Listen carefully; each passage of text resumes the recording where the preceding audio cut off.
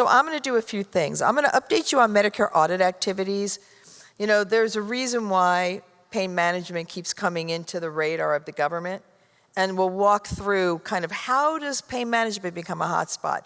How did it become the case that doing a facet joint injection or doing radiofrequency would lead to audits that are asking for millions of dollars back?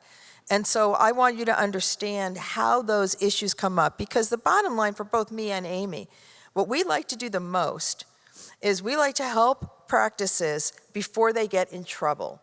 Do compliance work with practices. Make sure your templates have all of the little picky stuff that the government wants you to have in them.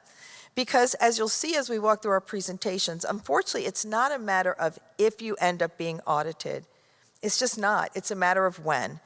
And the best way to deal with an audit is to beat it by having all of your records documented.